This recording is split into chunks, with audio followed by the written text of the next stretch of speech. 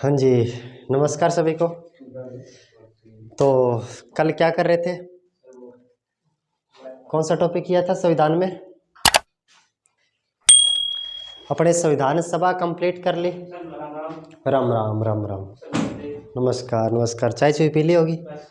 अच्छा, तो अपने संविधान सभा कंप्लीट कर ली, अनुसूचियाँ कंप्लीट कर ली। और नमस्कार यूट्यूब वालों। तो अपने ऑफलाइन स्टूडेंट भी जुड़े हुए हैं अभी इसके अंदर। क्या ऑनलाइन लाइव चल रही है अभी? तो नमस्कार सभी को। आप भी तो जैसा कि क्लास में बैठे हो उनको, और जो ऑफलाइन देख रहे हैं उनको, जो अपने ऑफलाइन स्टूडेंट है उनको बोला गया था तो अपनी कॉपी पेन साथ में लेकर बैठना। एक एक बात को मैं क्लियर करवाता चलूँगा, एक एक बात को मैं नोट करवा के चलूँगा।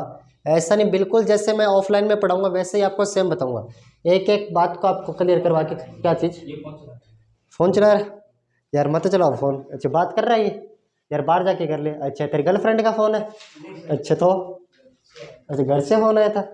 घर से तो आपको वैसे ही नहीं आते, आपको घर वाले नहीं जानते यार। गर्लफ्रेंड से बात बाहर कर लिया करो। अच्छा, ऑफलाइन वालों अच्छे से कॉपी पेन लेके बैठना। आज अपना टॉपिक चलेगा प्रस्तावना। और जो पुराने स्टूडेंट थे जिनको मैंने प्रस्तावना ऑफलाइन में करवा दी थी, वो आपको फ़ोन में बता रहा हूँ, जो लाइव चल रहा है उनको बता रहा हूँ। मैंने एक बैच में प्रस्तावना करवा दी थी, लेकिन उसी के प्रस्तावना के अंदर मैं कुछ फैक्ट और ऐड कर रहा हूँ जो सीएटी के अंदर पूछे जाएंगे। सीएटी का पेपर अभी है, तो सीएटी के अंदर जो पूछे जाएंगे वो फैक्ट मैं और इसके अंदर ऐड कर रहा हूँ। तो आप भी बैठे हो, आपको भी बता देता हूँ, कुछ फैक्ट और ऐड करके चलूँगा। अच्छा, सोनी लग रही है, आपको दे दूँ? अच्छा, नंबर दे दूँ मेरे? फिर तो ठीक है। इंस्टाग्राम आईडी बता दूँ? मैं लोकेशन आप बता दूँ अपने घर की? अच्छा, अपने लेके चलेंगे प्रस्तावना। प्रस्तावना भारत के संविधान का एक बहुत अच्छा पार्ट रख रहा है प्रस्तावना। बहुत अच्छा पार्ट रखता है प्रस्तावना, जिससे उद्देशिका भी कहा जाता है। जिसका दूसरा नाम क्या? उद्देशिका। जिसका दूसरा नाम क्या? उद्देशिका। उद्देशिका। और जो ऑफलाइन स्टूडेंट जो अपने फोन से अभी लाइव जुड़े हुए हैं उनसे मैं बार बार रिक्वेस्ट कर रहा हूँ, जैसे मैं बताऊँ वैसे वैसे नोट कर लेना। और मैं क्लास के अंदर, जैसे आपको पता भी टाइम कम है थोड़ा, तो क्लास के अंदर मैं आके आप मेरे साथ डिस्कस कर सकते हो। 5 मिनट मैं आपको दूंगा, 5 मिनट आप मेरे साथ डिस्कस कर सकते हो। सर ये समझ में नहीं है, मैं तैयार हूँ बताने के लिए। ठीक है, आगे चलते हैं अभी। प्रस्तावना में उद्देशिका। प्रस्तावना में उद्देशिका का मतलब क्या होता है? सबसे पहले उद्देशिका। उद्देशिका, उद्देशिका का अर्थ सबसे पहले जैसे मैं लिखूं लिखते जाना उद्देशिका का अर्थ। और जो जुड़े हुए फोन से तो उनको बता दूं, अगर नहीं समझ में आ रहा तो बैक करके देख लेना, बैक करके देख लेना, क्योंकि आपको कम समय, आपको भी समय की लिमिट और हमारे पास भी लिमिट होती है, काफी क्लासें होती है हमारी भी, तो देख लेना। उद्देशिका का अर्थ क्या होता है? उद्देशिका का जो मूल अर्थ होता है वो यही होता है, संविधान का मुख्य उद्देश्य क्या? संविधान का मुख्य उद्देश्य क्या?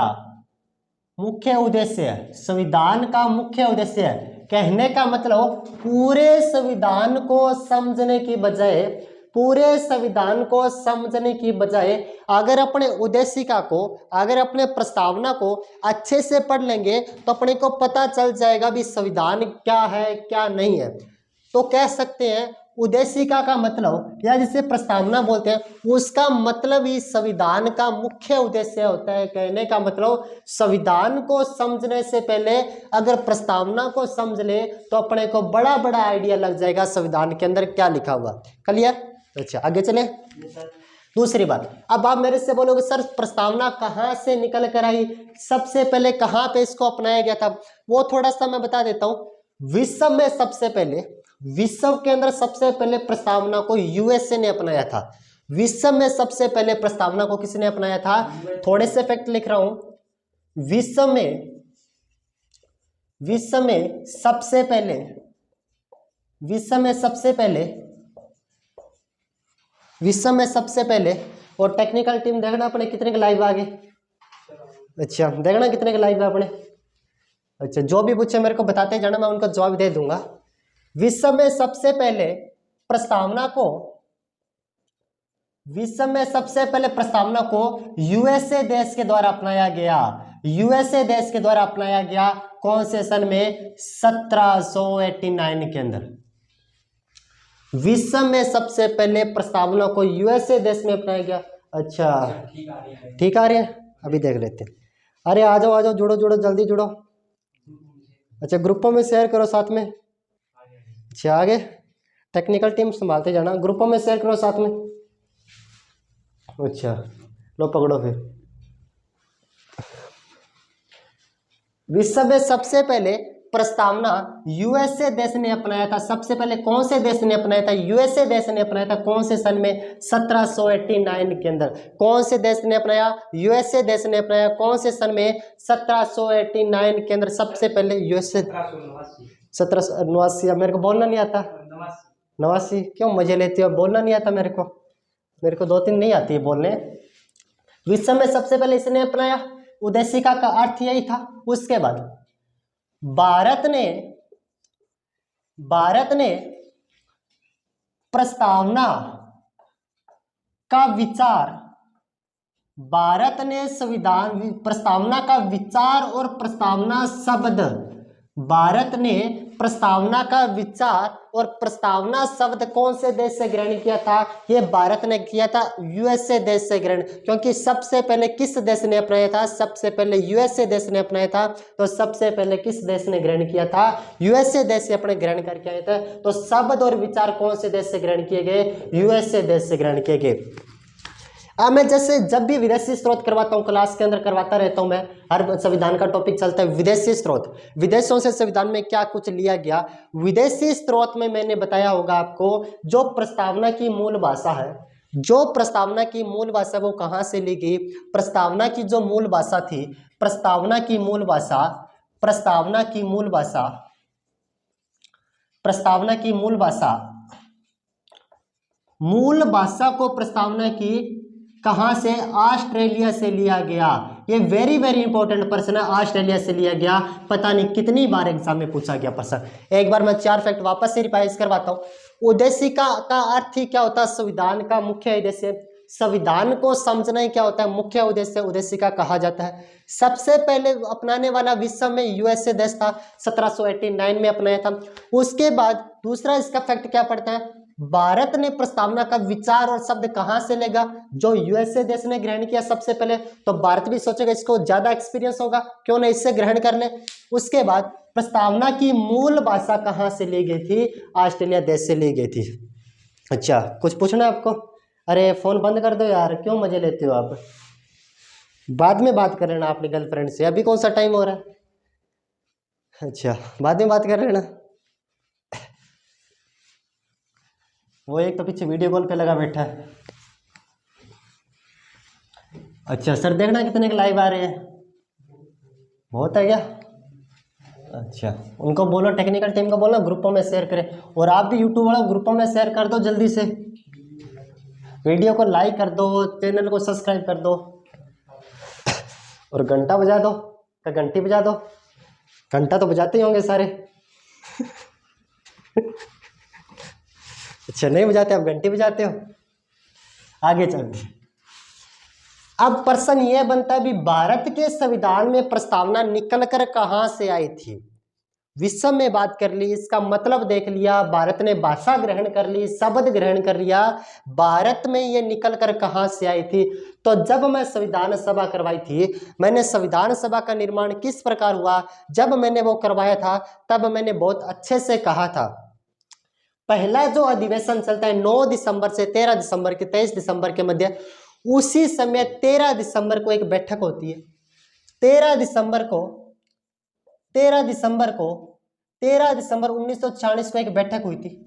13 दिसंबर 1946 को बैठक हुई थी। उसी बैठक के अंदर पंडित जवाहरलाल नेहरू, बड़ा याद है आपको, पंडित जवाहरलाल नेहरू क्या? अच्छा पंडित हो क्या? पंडित पागल होते हैं? अच्छा नहीं होते, वो याद करने की ट्रिक है। पंडित पागल नहीं होते, पंडित तो भगवान के रूप होते हैं। अच्छा पंडित पागल नहीं होते, वो सिर्फ याद करने की ट्रिक थी एक अपनी। आगे अपने इसके अंदर यूज करेंगे थोड़ा। पंडित जवाहरलाल नेहरू ने एक इसके अंदर प्रस्ताव रखा था। एक इसके अंदर प्रस्ताव रखा, वो प्रस्ताव था उद्देश्य प्रस्ताव। 13 दिसंबर 1940 को पंडित जवाहरलाल नेहरू ने संविधान सभा में एक प्रस्ताव रखा, उद्देश्य प्रस्ताव। तो पंडित जी के इसके प्रस्ताव के अंदर क्या कुछ था? पंडित जी के इस प्रस्ताव के अंदर ये कुछ था भी संविधान में कुछ बातें हमारी भी सेव करो, भी जो मैं बात बोल रहा हूं कुछ हमारी भी बातें संविधान में लिखो, कुछ मेरे भी कुछ फर्ज बनते हैं, मैं भी नागरिक हूं, कुछ मेरी बातों को भी कानून के अंदर ऐड करो। उस प्रस्ताव को बोला गया उद्देश्य प्रस्ताव बोला गया। और ये उद्देश्य प्रस्ताव संविधान सभा के द्वारा 22 जनवरी 1947 को स्वीकार कर लिया गया। रखा गया था 13 दिसंबर 1940 को।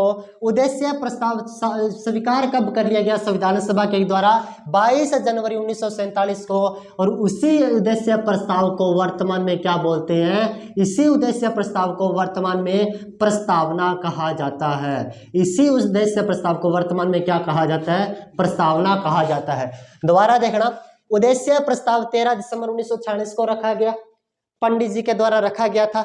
22 जनवरी 1947 को इसको एक्सेप्ट कर लिया गया संविधान सभा के द्वारा। और इसी उद्देश्य प्रस्ताव को वर्तमान में किस नाम से जानते हैं? प्रस्तावना कहा जाता है। जल्दी से रिकॉल करवा देता हूं मैं। उद्देश्य का मतलब क्या था? मुख्य उद्देश्य, संविधान का मुख्य उद्देश्य। सबसे पहले यूएसए देश ने अपनाया प्रस्तावना को 1789 के अंदर। विचार व शब्द यूएसए देश से लिया, लेकिन भाषा तो ऑस्ट्रेलिया से ली थी। उद्देश्य प्रस्ताव रखा गया था 13 दिसंबर 1946 को, अब एक्सेप्ट किया गया था। 22 जनवरी 1947 को एक्सेप्ट किया गया। उसी उद्देश्य प्रस्ताव को वर्तमान में प्रस्तावना कहते हैं। और इसी प्रस्तावना को आज अपने क्या करने वाले हैं? पढ़ने वाले हैं। ठीक है, अब शुरू करें प्रस्तावना। हेडिंग लगा लो प्रस्तावना, और आप भी हेडिंग लगा लेना प्रस्तावना। समझा रहा होगा, समझा रहेगा पीछे?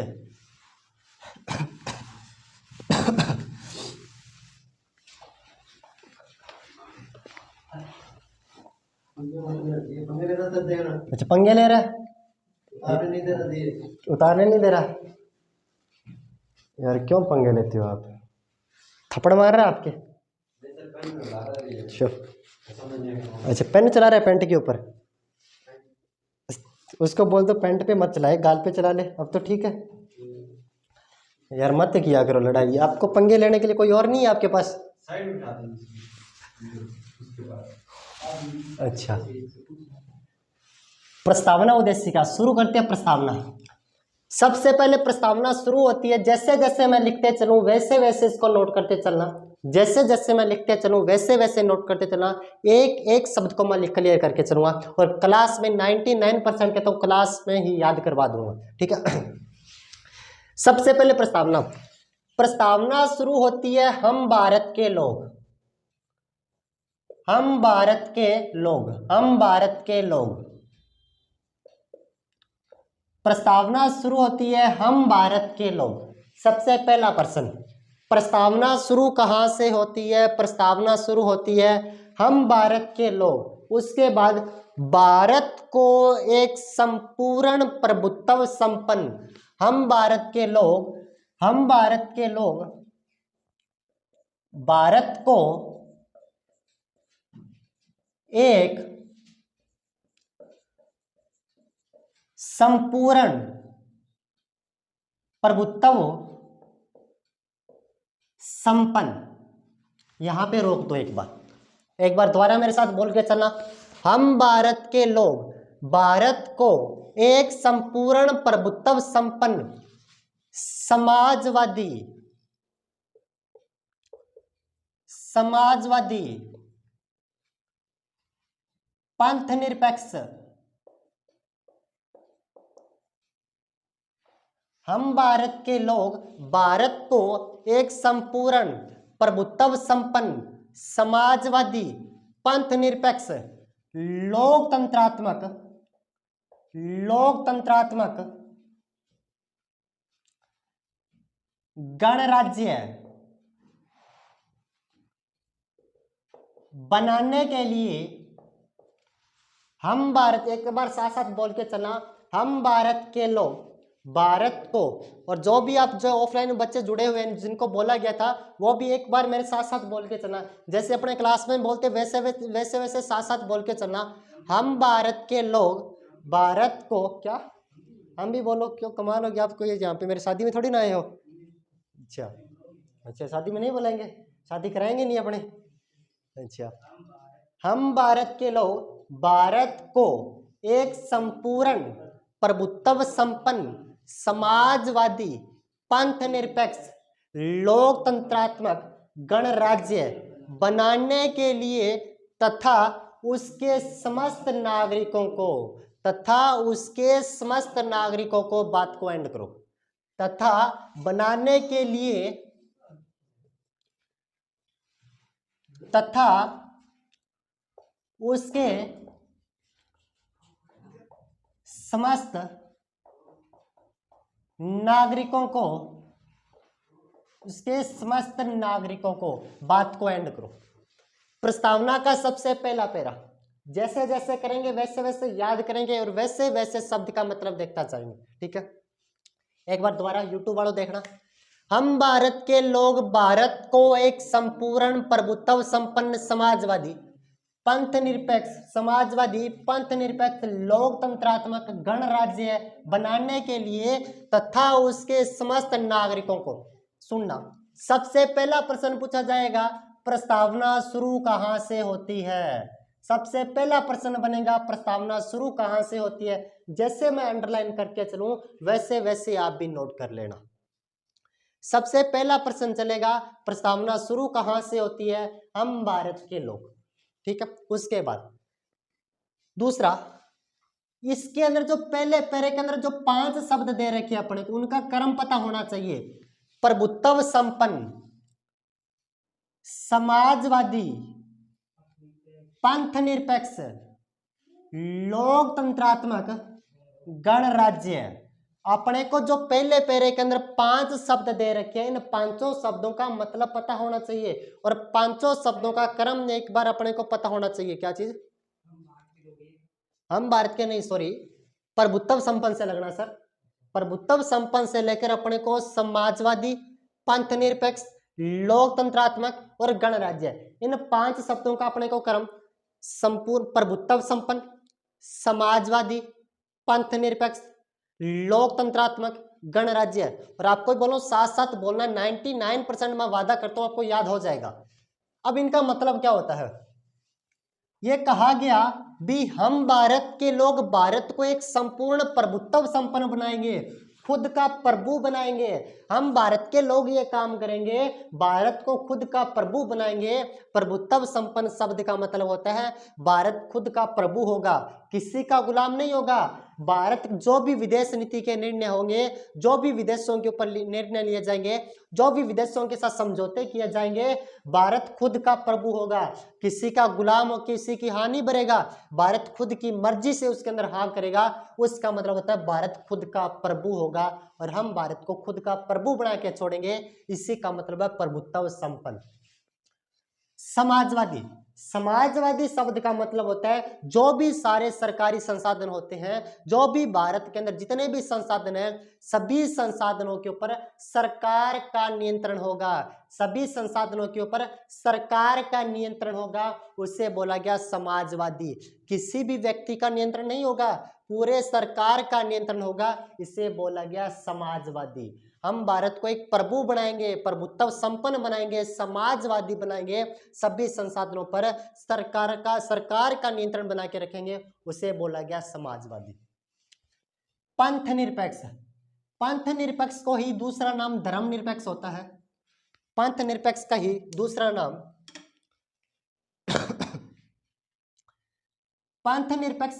नाम धर्मनिरपेक्ष होता है।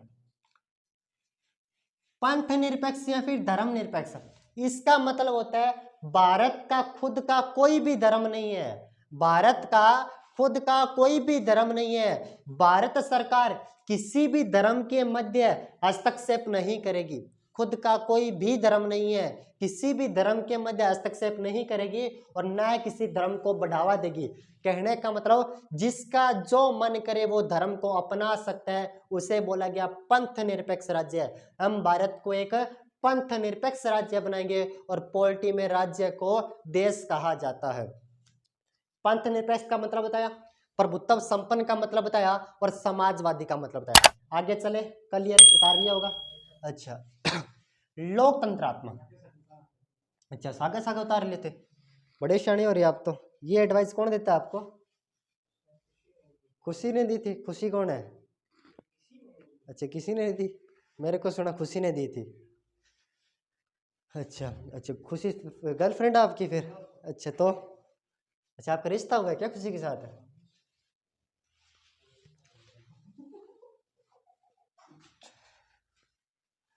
अरे मान जाओ, अरे मान जाओ। पंथ निरपेक्ष के बाद आता है लोकतंत्रात्मक। पंथ निरपेक्ष के बाद आता है लोकतंत्रात्मक। लोकतंत्रात्मक का मतलब होता है भारत में एक लोगों का तंत्र बना हुआ है। जो भी सरकार चुनी जाती है वो लोगों के द्वारा चुनी जाती है। लोग मिलकर सरपंच को चुनते हैं, सरपंच वगैरह अपने विधायक को चुनते हैं, विधायक मुख्यमंत्री से बनता है, मुख्यमंत्री किसी राष्ट्रपति को चुनते हैं। तो भारत में एक लोगों का तंत्र बना हुआ है, उसे बोलते हैं लोकतंत्रात्मक।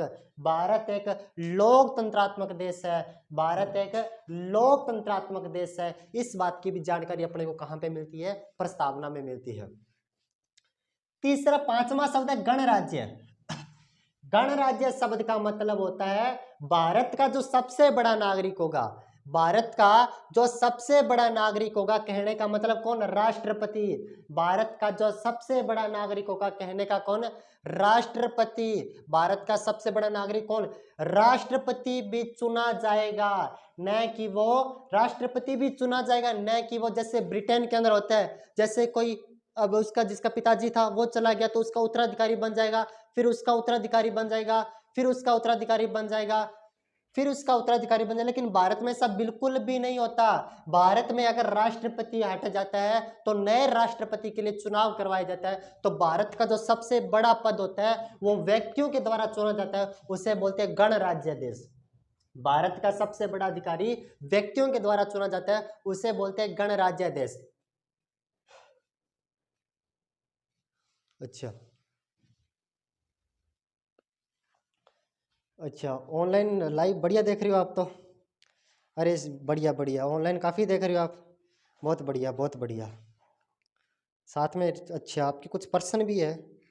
चलो आप ऐसे करना, कुछ पर्सन मेरे से क्लास में पूछ लेना और कुछ मैं आपको बता सकता हूँ, बता दूंगा कुछ पर्सन। और वीडियो को ज़्यादा से ज़्यादा शेयर करो यार, वैसे शेयर बहुत कम है।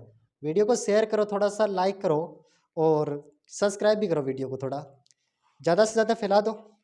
अच्छा समझ आ रहा है? एक बार ये लाइक करके मेरे को बता दो भी समझ आ रहा है मेरे को, सभी को समझ आ रहा है? लाइक करके बता दो, जल्दी से जल्दी बताओ, लाइक करके बताओ, जल्दी से जल्दी बताओ, लाइक करके समझ आ रहा है? चलो टेक्निकल टीम संभालो अपना। 5 शब्द का मतलब बताया, प्रभुत्व संपन्न, खुद का प्रभु, समाजवादी, सरकार का नियंत्रण होगा, खुद का कोई धर्म नहीं होगा, लोकतंत्रात्मक का मतलब क्या होता है? मतलब लोगों का तंत्र बना हुआ, और गणराज्य मतलब सबसे बड़ा अधिकारी चुना जाएगा। इस पैरे से सिर्फ 2% बनेंगे, सिर्फ 2%। सबसे पहले शुरू कहां से होती है? हम भारत के लोग से। 5 शब्दों का आपसे क्रम पूछेगा, प्रभुत्व संपन्न, समाजवादी, पंथ निरपेक्ष और लोकतंत्रात्मक गणराज्य। 5 का क्रम पता होना चाहिए। आगे चले, यहां तक समझाया। यहां पे जब खत्म कर लेते हैं, गणराज्य बनाने के लिए तथा उसके समस्त नागरिकों को सामाजिक, आर्थिक और राजनीतिक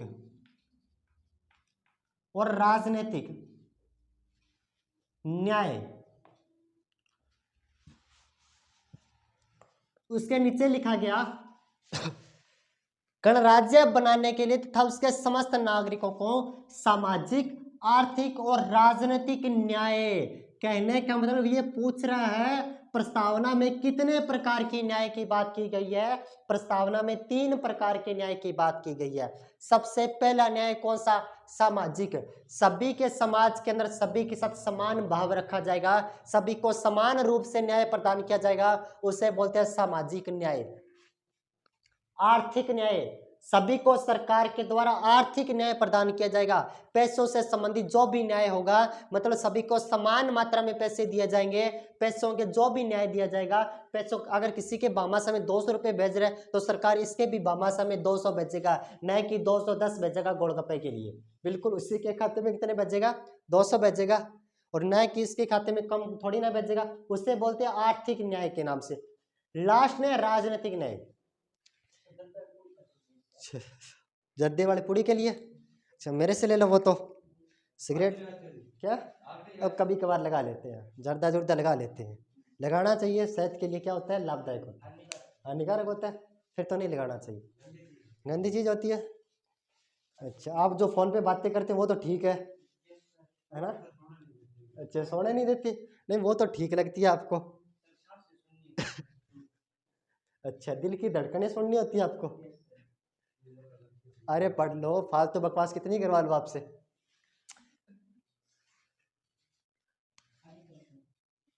कितने प्रकार की न्याय की बात? 3 प्रकार के न्याय की बात की गई, सामाजिक, आर्थिक और राजनीतिक न्याय। सामाजिक न्याय, समाज में सभी को समान न्याय दिया जाएगा। आर्थिक न्याय, सभी को पैसों से संबंधित सभी को समान न्याय दिया जाएगा। और राजनीतिक न्याय मतलब पॉलिटिकल पार्टी के अंदर अगर मैं भी सरपंच का चुनाव लड़ सकता हूं तो समाज का सबसे निम्न वर्ग का व्यक्ति भी सरपंच का चुनाव लड़ सकता है। सभी को पॉलिटिकल पार्टी के अंदर भी समान न्याय दिया गया, उससे बोलते हैं राजनीतिक न्याय। कितने प्रकार की न्याय की बात? 3 प्रकार के न्याय, सामाजिक, आर्थिक, राजनीतिक। कर्म पता होना चाहिए। उसके बाद चलते विचार, साथ साथ नोट करते जाना। ऐसे कैसे प्रस्तावना लिखी हुई है आपकी बुक के अंदर, आपको मैं नोट्स पीडीएफ भेज दूंगा ग्रुप के अंदर। उसके बाद विचार, अभिव्यक्ति, विश्वास, धर्म व उपासना की स्वतंत्रता, व उपासना की स्वतंत्रता, व उपासना की स्वतंत्रता। दूसरा प्रश्न, हमको प्रस्तावना में कितने प्रकार की स्वतंत्रता दी गई है? प्रस्तावना में अपने को 5 प्रकार की स्वतंत्रता दी गई है। विचार, अभिव्यक्ति, विश्वास, धर्म और उपासना, 5 प्रकार की स्वतंत्रता दी गई है। 3 प्रकार के न्याय दिए गए, सामाजिक, आर्थिक और राजनीतिक। 5 प्रकार की स्वतंत्रता दी गई, विचार, अभिव्यक्ति, विश्वास, धर्म और उपासना की 5 प्रकार की स्वतंत्रता दी गई। विचार का मतलब किसी भी बातों के ऊपर विचार करने की अपने को क्या स्वतंत्रता। अगर इसने ऐसे बोला, इस लड़की ने ऐसे बोला, तो ये कोई भी बात पे विचार कर सकता है। इसकी गर्लफ्रेंड ने कुछ बोल दिया तो इसके ऊपर विचार कर सकता है, इसने क्यों बोला, तो क्या पता छोड़ने छाड़ने का प्लानिंग हो उसकी, तो ये विचार कर सकता है। कुछ की बातों पे, कुछ भी बातों पे विचार करने की स्वतंत्रता अपने को दी गई। किसी भी बात को अभिव्यक्त करने की अपने को स्वतंत्रता। अब मान के चलना इसको ये पसंद नहीं है, या फिर इसकी वाइफ को ये पसंद नहीं है, ये कालू सा जो कालिया ये बैठा अपना, इसको वाइफ को पसंद नहीं है, वो बोल सकती है ये तो मेरे को पसंद नहीं, अपनी बात को अभिव्यक्त कर दिया, क्योंकि उसको अभिव्यक्त करने की क्या है? स्वतंत्रता। किसी बात पे विचार करने की स्वतंत्रता, किसी भी बात को अभिव्यक्त करने की स्वतंत्रता, किसी के ऊपर विश्वास करने की स्वतंत्रता। अब इसको पता है इसकी पत्नी को ये जर्दा खाता है, तो विश्वास थोड़ी ना करेगी, ये बोलेगा मेरे को तेरी कसम लगे मैं तो नहीं खाता, तो ये खाता है, ये जर्दा खाता है, विश्वास तो नहीं करे क्या? मैं तो कभी कभार खा लेता हूँ। किसी के ऊपर विश्वास करने की स्वतंत्रता है अपने को, किसी भी धर्म को मानने की स्वतंत्रता और किसी भी देवता की उपासना करने की स्वतंत्रता। 5 प्रकार की स्वतंत्रता। किसी के ऊपर विचार करने की स्वतंत्रता, किसी भी बात को अभिव्यक्त करने की स्वतंत्रता, किसी के ऊपर विश्वास करने की स्वतंत्रता, किसी भी धर्म को मानना और किसी में उपासना रखने की स्वतंत्रता। एक बार मैं रिकॉल करवा देता हूं सारा। पहले पैरे में हम भारत के लोग भारत को एक संपूर्ण प्रभुत्व संपन्न समाजवादी पंथ निरपेक्ष लोकतंत्रात्मक गणराज्य बनाने के लिए तथा उसके समस्त नागरिकों को सामाजिक, आर्थिक, राजनीतिक न्याय, 3 प्रकार के न्याय, विचार, अभिव्यक्ति, विश्वास, धर्म व उपासना की स्वतंत्रता, 5 प्रकार की स्वतंत्रता, प्रतिष्ठा व अवसर की समता, प्रतिष्ठा व अवसर की समता, प्रतिष्ठा व अवसर की समता। नेक्स्ट प्रश्न बनेगा, प्रस्तावना में कितने प्रकार की स्वतंत्र समता की बात की गई? 2 प्रकार की समता, एक तो प्रतिष्ठा की समता और एक अवसर की समता। अच्छा, होता क्या? अरे बताता हूं, मेरा काम इतना ही बताने का, अभी बता देता हूं। प्रतिष्ठा व अवसर क्या होता है? सभी व्यक्तियों को, भारत के सभी व्यक्तियों को समान नागरिकों के साथ समान को समान प्रतिष्ठा दी जाएगी।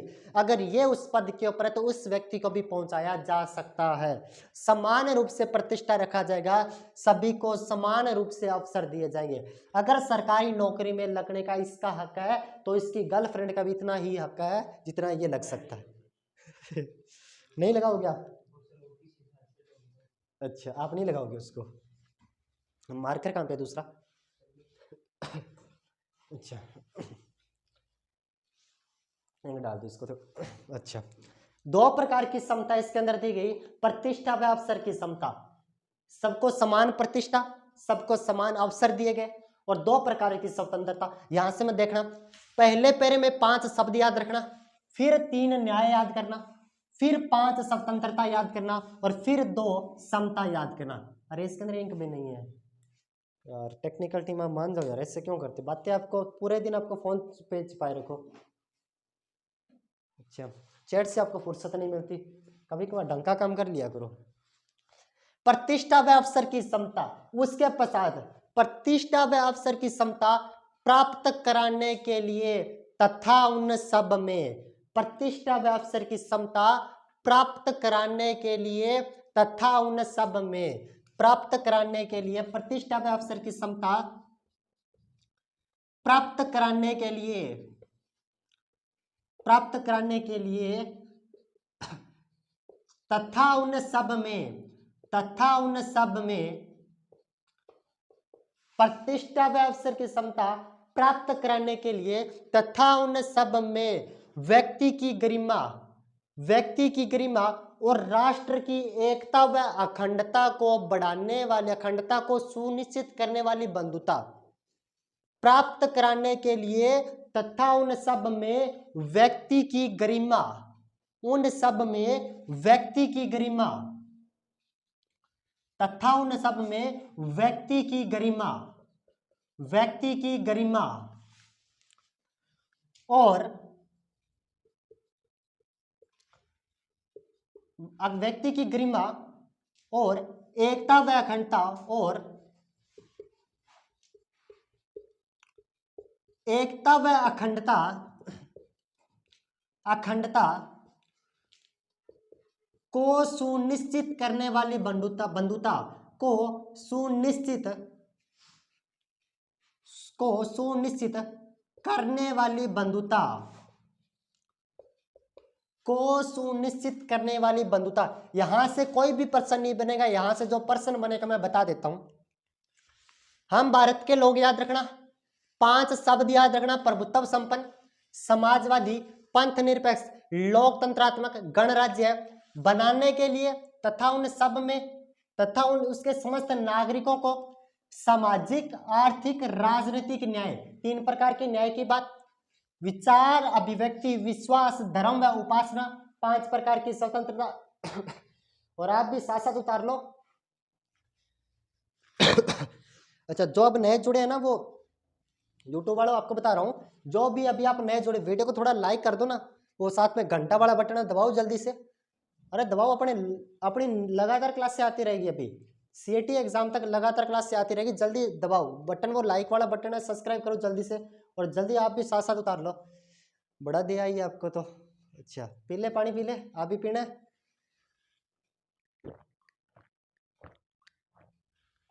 अच्छा, कुछ मिलाया तो नहीं था क्या इसमें? प्राप्त करने के लिए तथा उन सब में व्यक्ति की गरिमा और अखंडता को, एकता और अखंडता को सुनिश्चित करने वाली बंधुता। यहां से कुछ भी प्रश्न नहीं बनेगा।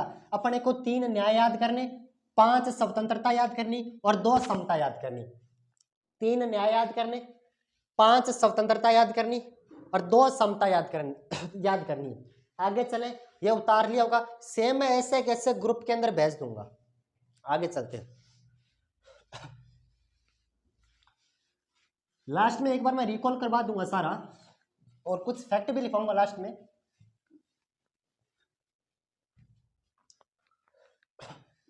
अच्छा, कितने बजे तक क्लास है मेरी? बाहर से पूछना है स्टाफ से।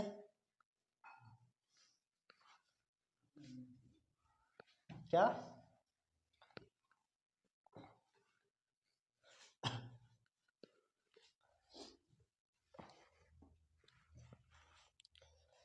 अच्छा, अब आओ लाइव जुड़ो जल्दी। अच्छा, काफ़ी आ गया अभी तो। लाइक करो, जो नए जुड़े वो लाइक नहीं किया वीडियो को, और जो अभी नए जुड़े ना वीडियो को जल्दी से लाइक शेयर और जल्दी से सब्सक्राइब करो बटन को। अरे आपके लिए लगे पड़े हैं, रात को आप सो रहे होंगे, आप तो रजाई में मुंह डाल के पढ़ रहे होंगे, हम क्या करें, सर्दी हमें भी लगती है। जल्दी से लाइक करो वीडियो को, जल्दी से जल्दी करो, और जोड़ो सभी को, ज़्यादा और जोड़ो। अच्छा, आगे चले। इतना उतार लिया। आगे, बंधुता बढ़ाने के लिए दृढ़ संकल्पित होकर, बंधुता पे छोड़ा था, बढ़ाने के लिए दृढ़ संकल्पित होकर, बंधुता बढ़ाने के लिए दृढ़ संकल्पित होकर, दृढ़ संकल्पित होकर, बंधुता बढ़ाने के लिए दृढ़ संकल्पित होकर अपने इस संविधान सभा में, बंधुता बढ़ाने के लिए दृढ़ संकल्पित होकर अपने इस संविधान सभा में आज तारीख 26 नवंबर 1949 बढ़ाने के लिए दृढ़ संकल्पित होकर अपनी इस संविधान सभा में, अपनी इस संविधान सभा में, अपनी इस संविधान सभा में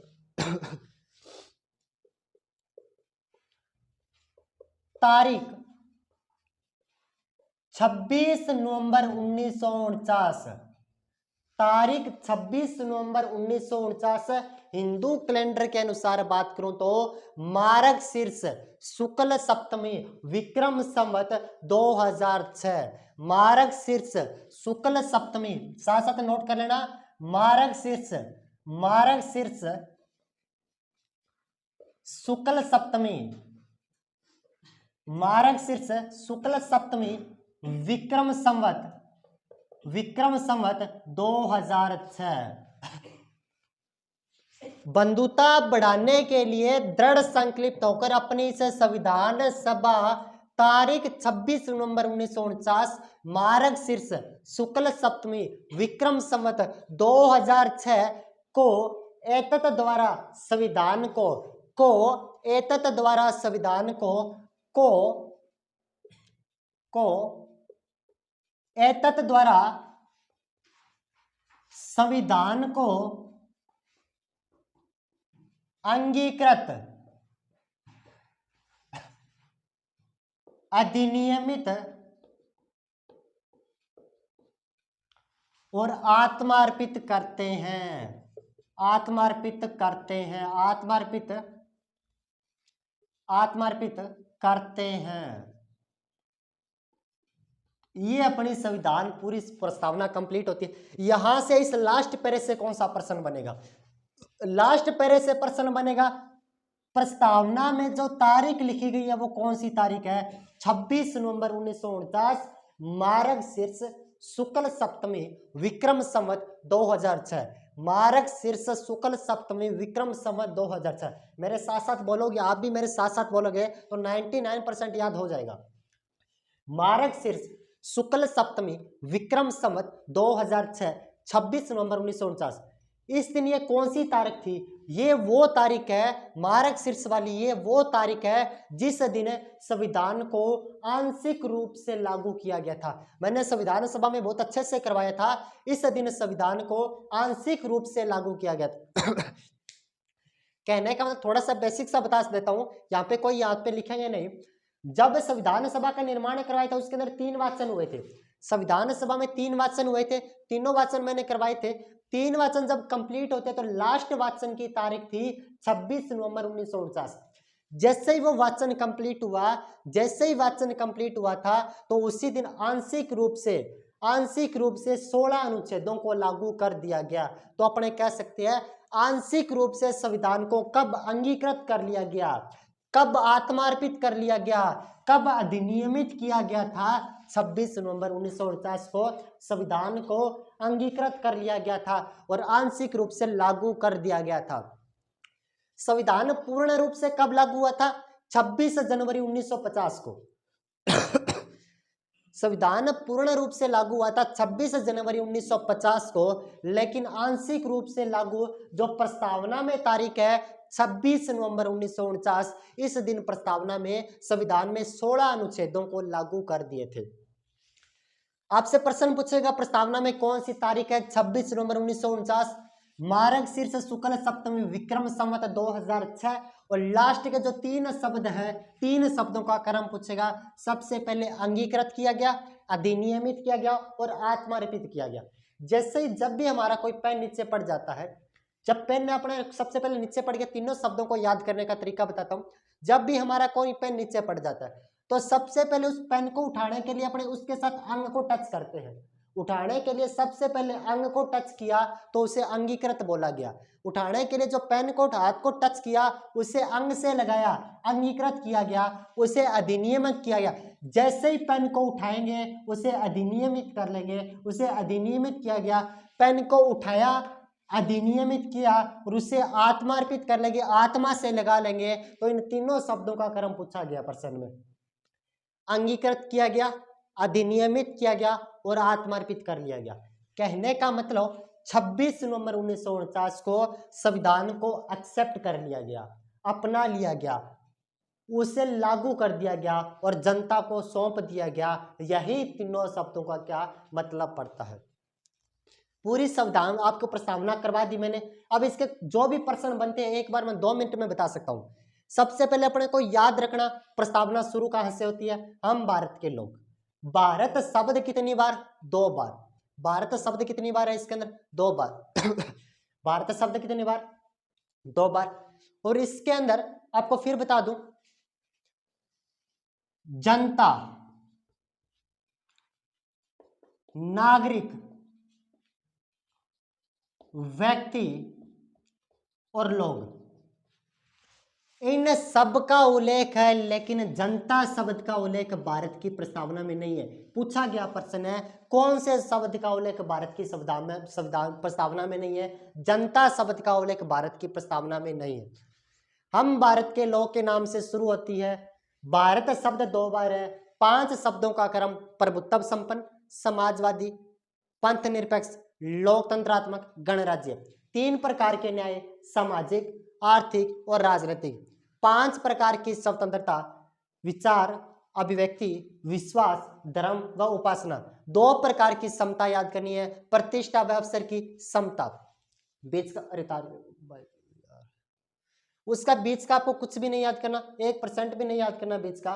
उसके बाद में लास्ट में अपने को तारीख याद करनी है 26 नवंबर 1949, मार्ग शीर्ष शुक्ल सप्तमी विक्रम संवत 2006। मार्ग शीर्ष शुक्ल सप्तमी विक्रम संवत 2006 और लास्ट के 3 शब्द याद करने।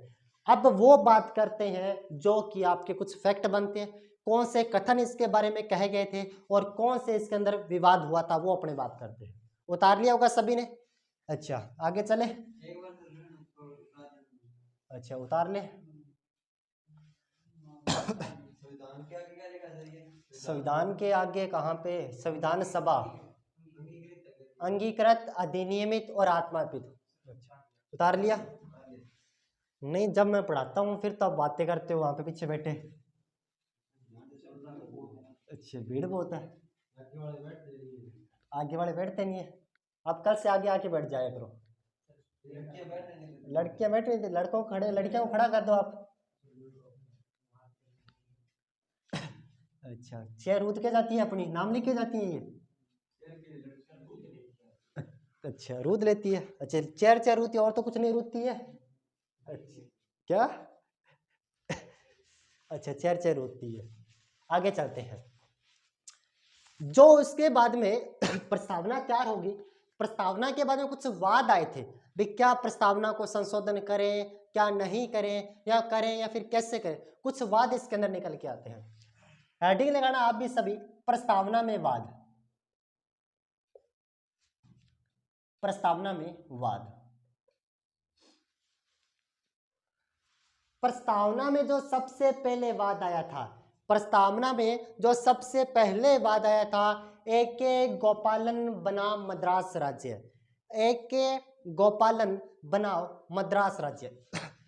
प्रस्तावना में जो सबसे पहले विवाद आया था 1950 में, ए.के. गोपालन बनाम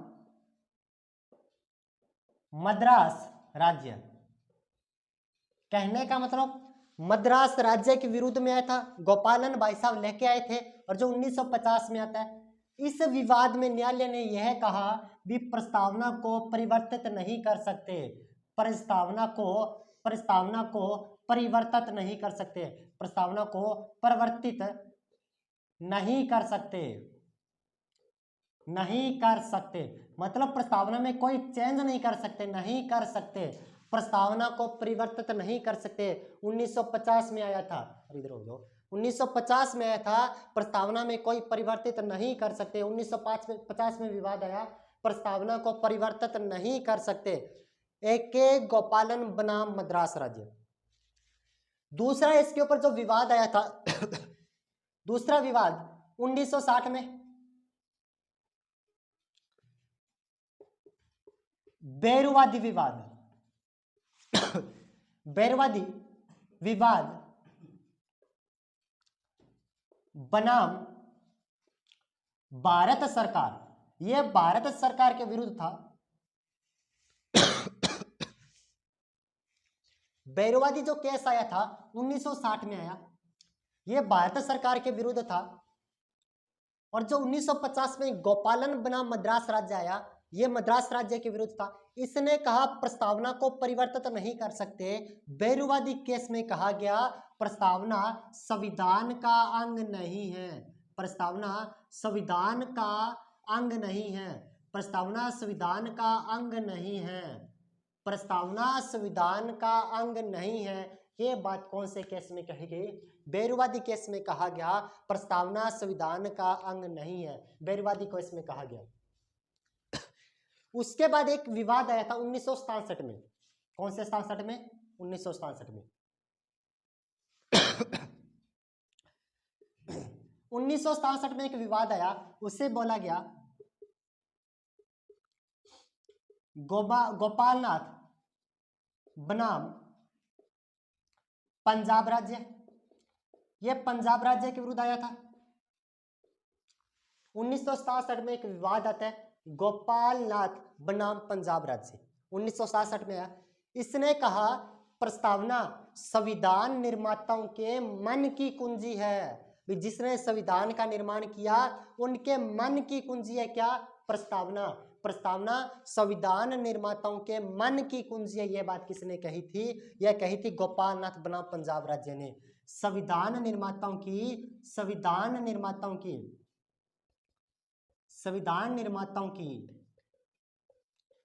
मन की कुंजी है, मन की कुंजी है, प्रस्तावना संविधान निर्माताओं की मन की कुंजी है। यह बात कहने वाला कौन सा केस था? गोपालनाथ। 3 केस 1950 में ए.के. गोपालन बनाम मद्रास राज्य, प्रस्तावना को परिवर्तित नहीं कर सकते।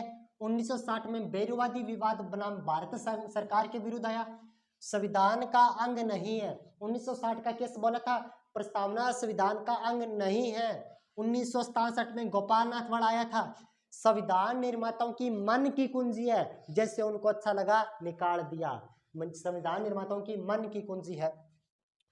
उसके बाद एक केस आया उसके बाद जो केस आया था 1973 का, उसके बाद जो भी केस आता है 1973 का, 1973 का एक केस आता है केशवानंद भारती बनाम केरल राज्य। केशवानंद भारती बनाम केरल राज्य, ये 1973 में कैसा, इसने कहा प्रस्तावना संविधान का ही अंग है और इसके अंदर परिवर्तन भी या फिर संशोधन भी कर सकते हैं। प्रस्तावना प्रस्तावना प्रस्तावना संविधान का ही अंग है, संविधान का ही अंग है, संविधान का ही अंग है और इसके अंदर और इसमें संशोधन भी कर सकते हैं, और इसमें संशोधन भी कर सकते हैं, संशोधन भी कर सकते हैं। ये कौन सा केस बोल गया, केशवानंद भारती बनाम केरल राज्य 1973 में बोल गया प्रस्तावना संविधान का ही अंग है और इसके अंदर संशोधन भी कर सकते हैं, और इसी बात को लेकर इसमें संशोधन कर दिया गया। भारत की प्रस्तावना में किया गया एकमात्र संशोधन था 42वां संविधान संशोधन 1976। कौन सा संशोधन, 42वां संविधान संशोधन 1976 किया गया, एकमात्र संशोधन किया गया और 3 शब्द जोड़ दिए गए थे, समाजवादी, समाजवादी, पंथ निरपेक्ष, समाजवादी पंथ निरपेक्ष, और एक अपने को अखंडता शब्द मिलता है, अखंडता शब्द, समाजवादी पंथ निरपेक्ष, और एक अपने को अखंडता जो शब्द मिलता है वो इसी के द्वारा जोड़ा गया था। एकमात्र प्रस्तावना में कौन सा संशोधन हुआ था, 42वां संविधान संशोधन। कौन से सन में हुआ था, 1976 में। कितने शब्द जोड़े गए थे, 3 शब्द जोड़े गए थे, समाजवादी, पंथ निरपेक्ष, अखंडता शब्द जोड़े गए थे। कौन से केस ने कहा इसी का अंग है, केशवानंद भारती ने कहा इसी का अंग है और इसके अंदर क्या कर सकते हैं, संशोधन कर सकते हैं। यह हुआ वाद का सिस्टम। लास्ट अपना कह रह गया भी कुछ यहाँ पे पॉलिटिकल नेताओं ने, कुछ यहाँ पे राजनीतिक पार्टी वाले जो बड़े दल के नेता थे उन्होंने कुछ इसके बारे में कथन कहे थे। कथन कहने वाले जिसने कुछ ने कुछ कहा, कुछ ने कुछ कहा, वो 4-5 कथन लिखते हैं और विधि विधान के साथ क्लास का द एंड करते हैं। अभी कथन लिखते हैं अपने, बाकी बच गए और क्लास को एक बार मैं रिकॉल करवा दूंगा। क्या टाइम हो गया, अच्छा मनोज सर की क्लास है, अच्छा लगवा देंगे। चलो थोड़ा रह गया अपना, पूरा करवा देते और लगा देते हैं। कुछ कथन, प्रस्तावना के बारे में कथन, प्रस्तावना के बारे में कथन।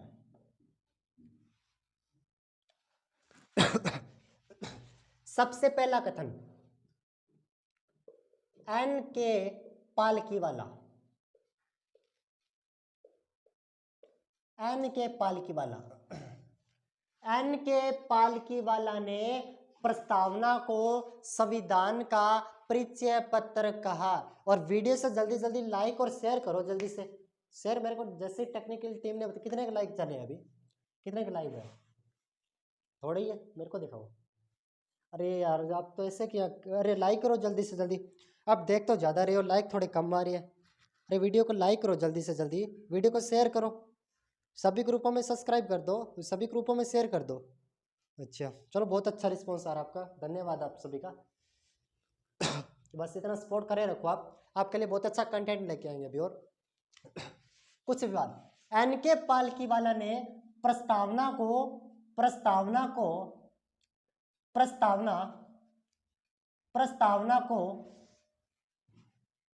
संविधान का परिचय पत्र कहा।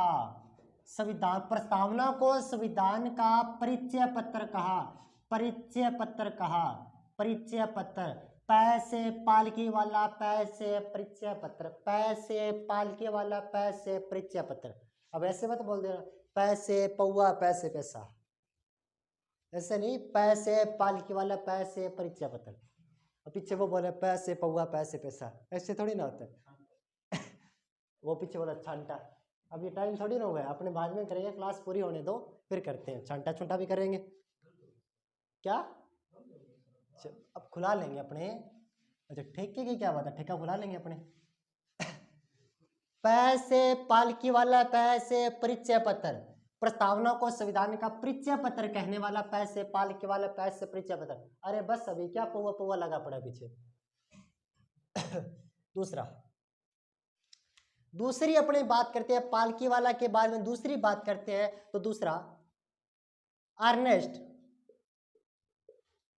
Barker. Ernest Barker, Ernest Barker की बात करें तो संविधान प्रस्तावना को संविधान का कुंजी पटल कहा।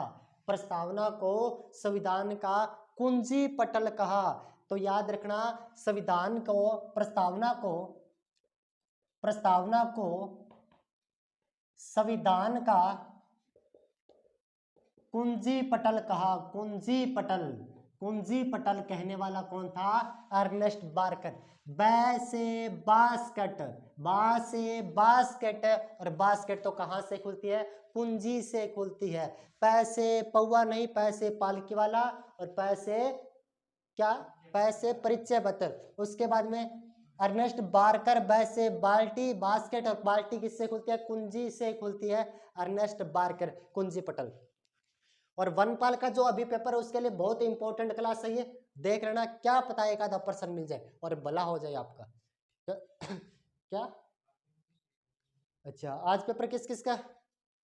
अच्छा, आपका था, किसका हुआ? बहुत अच्छा हुआ। अपनी क्लास से पर्सन आए थे पहले वाला? कितने पर्सन मिले थे? अच्छा, जाके देखोगे, चलो बढ़िया। उसके बाद ठाकुरदास भार्गव, ठाकुरदास भार्गव,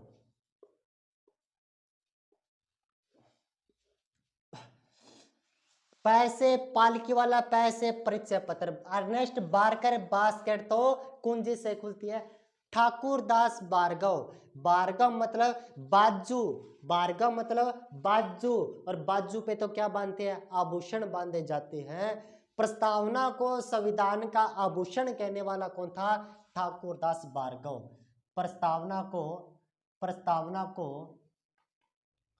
संविधान का आभूषण कहने वाला कौन था? ठाकुरदास भार्गव। पैसे पालकी पानी पी के जल्दी आओ। अच्छा, पी लिया होगा पानी पुनी, आ जाओ जल्दी से, अभी पानी पुनी पी लिया। अच्छा, जल्दी आओ थोड़ा। और टेक्निकल टीम देखो ठीक है क्या अपना? ओके ठीक है, चलो चलते। आ जाओ जल्दी, बैठो अपनी सीट पे। अच्छा, यहीं तक छोड़ के गए थे, आगे चलते हैं। अच्छा, थोड़ा सा रह गया, अभी सिर्फ 2 मिनट का काम रह गया। आगे करते हैं के.एम. मुंशी। के.एम. मुंशी क्या? अच्छा, बैठे नहीं? अरे बैठ जाओ यार, इनका पिछवाड़ लड़कों को दिखता नहीं है। ये पंगे लेने में माहिर है, कमेंट मारने में माहिर है, ये दिखता सब कुछ है इनको, ये कमेंट मार रही है आपके ऊपर। के.एम. मुंशी, के.एम. मुंशी भाई साहब क्या काम करते हैं? प्रस्तावना को, मुंशी जी ने प्रस्तावना को संविधान का, मुंशी जी ने प्रस्तावना को संविधान का भविष्यफल व जन्म कुंडली कहा।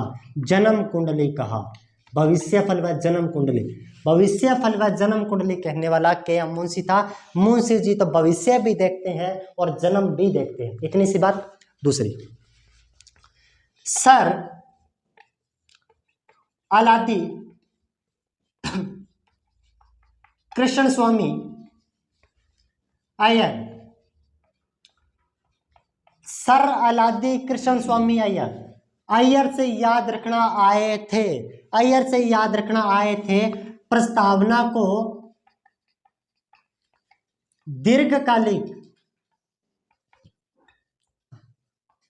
सपनों का विचार कहा।